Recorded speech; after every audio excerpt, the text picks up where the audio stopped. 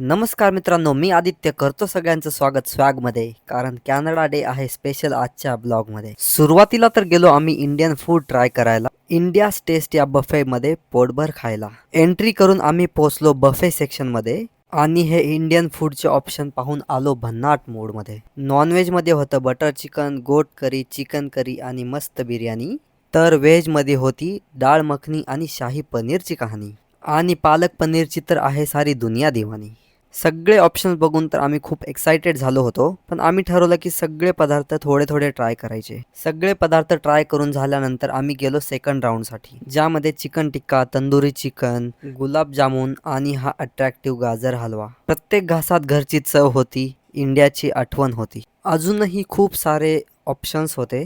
पोट झालं होतं एकदम फुल. मग म्हटलं बस झालं, नाहीतर बिघडेल आपलं स्केड्यूल. मग तिथून पडलो बाहेर आणि थेट निघालो वुडबाईन बीचकडे, जिथं होतं कॅनडा डेचं सेलिब्रेशन. मग थोडा वेळ हा रॉक कॉन्सर्ट एन्जॉय केला आणि मग फायरवर्क्सचा टाइम झाला. फटाके सुरू झाले आणि आकाशात रंगांची उधळण झाली.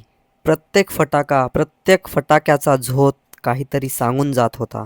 कॅनडा हा डायव्हर्सिटी आणि ऑपॉर्च्युनिटीजने भरलेला देश आहे, जिथं प्रत्येकाला आपलं स्वप्न बघायची आणि पूर्ण करायची मोकळीक आहे.